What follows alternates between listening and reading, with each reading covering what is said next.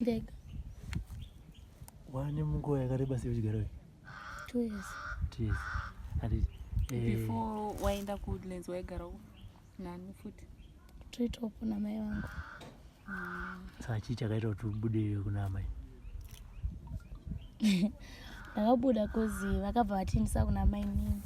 Saka situation katangorarama ndokakazoita kuti ndipinde munomusana. Mutown akakuti vaikaendesere kuna mai nini? Vanga vawanikwa Mama. Saka iri basa rekutengesa bonde rakazotanga sei? Iri basa iri ndakatanga ndichigara neumwe mukadzi aida kuchengeterwa mwana wake. Iye naiye aita zvezvizvo sex worker. Saka ndakabva ndangotanga kusara nemwana wake, sara nemwana wake. Then pakatama mafanzi mumalocation ndakazondudza kuti hasa wewe hazvibatsiri zviwe uyaone tinobatawo mari pedhei. Infact akauya nemari yanga abata pedhei. Ino ndikabva ndangoendawo first day ndakaenda pane siri munhu asingatozivi kuti zvakamira sei. Second day ndikaendawo ndakatongoramba ndichichaira ndichingoenda. Ndekupi kwawakatangira? Ndakatangira kuWoodlands Hotel. Alright. So which means pawakatanga kwacho wanga uchiri kumba nditi? Nasiri kumana ndauya ndikatsvaga basa ndikaona munhu aitoita zvesex worker ndichisara nemwana wake. Alright. Ngatidzokere pamashure pawakaita mwana. Wakazoita sex worker wani mwana nditi? Mwana wakaita uri kupi? Mwana ndakaita infact ndiri kuna mama. Ndaita ndiri kuna mama.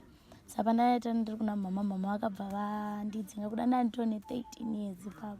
Chibva ndanogara nemurume mwana wangu iyeyu vakandindisa ikoko.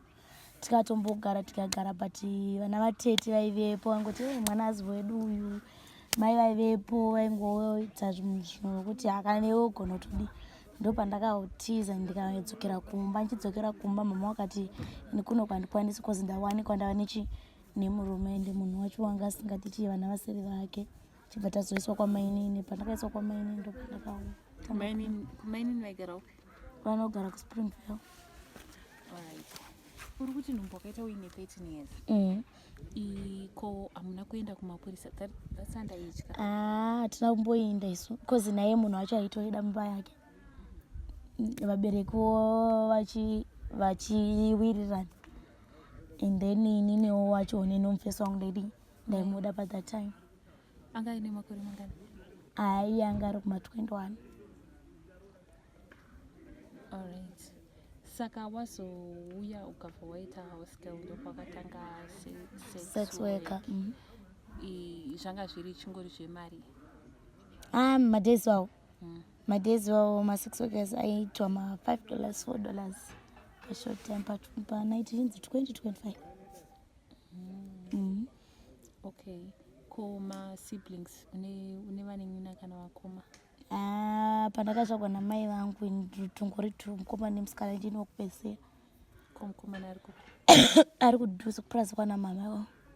Ari kushanda ikoko? Inotozviitira zvake, anoita zvemonda wamadomasi. Okay.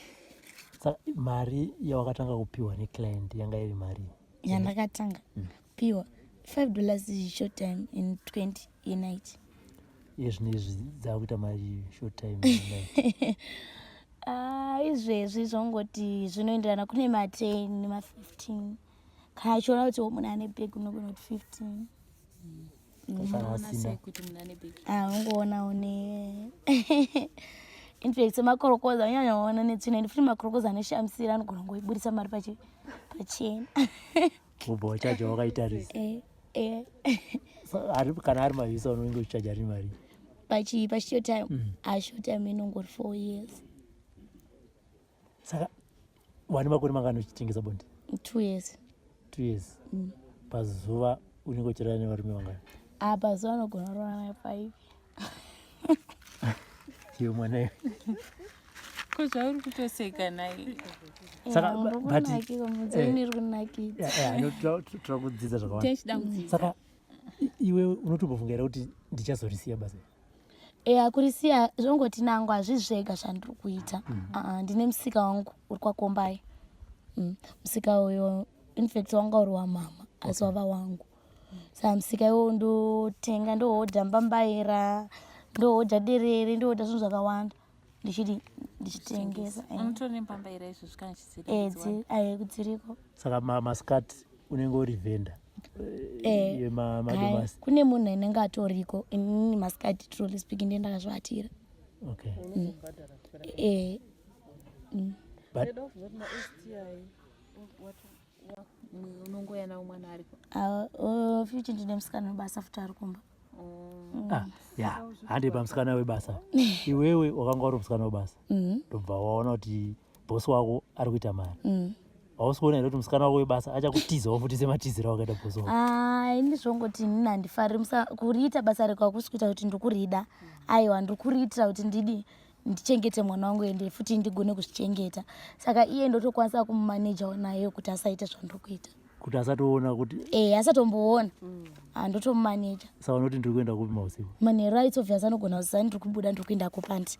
But kuti iye azoona kuti chii chazoitika nokudii nemari yandapiwa. Chakangoziva kuti ndapiwa mari yosava mari but handizivi kuti yauya sei kana zvazodii.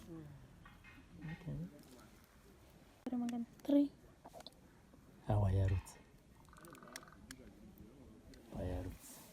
So far nchida. Unono? Ndomwa mabhiya. Ari kukanganisa here because pabasa pari kudhakwa.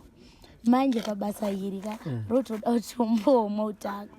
Kozi ukasadhakwa almost vamwe vadhakwa vanogona kusvika pamufesi voti kuhaufa. Haangozvimirira inokuti akadhakwa. Iwe manje kana usina kudhakwa manje unogona kunyara kusvika pamunhu uya. Unongonwa bhiya chete upute zvimwe zvinodhaka? Handiputi weed. Zvakaramba? Haina kuramba zvongoti asi handingofarira. Mubasa renyu mune ma-sex workers echirume? Echirume anovata nevamwe varume. Anotoziya kwamunototi ona uyu. Anotoriko, anotoziya ende iye anogona kuzoya bheki futi kumunhukadzi kuti ndoda kuvata newe. Munhurume anozviti munhukadzi. Anopoda, anotoita zvose, anotoruka, anodii. Asi anovata nevakadzi. Agovata futi nevarume. Saka iwe nyaya imwe yakambobuda imwe mukomana akabatwa achinzi atone 5 years achinyebera kuti mukadzi achindorara nevarume ndeyechokwadi? Aziya anonzi Praise. I think so. Anotambira kuMidlands Hotel. Nanhasi angotoripo. Asati aregedza. Chero akabuda munewspaper. Saka iwe imbotaura chinongoti hatina mukana kutaura naye. Varume vanenge vachiti tiri kukecha chii? Varume paipai hanti vazivi nekuti uyu anozviviga, nhengo yake anoiviga ende hatodi zvokubatiwa. Handisi hangu kuti ivo vanovata naye sei but itsova vanotogona kutokechwa kudarika imimi vakadzi. Asi akanaka? Akanaka hake. Alright. Iwe wasati wambosangana here nemukadzi anenge kunorara newe? Ina hangu handisati ndambosangana nemunhu akadaro. Asi havambo here muno? But varimo. Okay. Alright.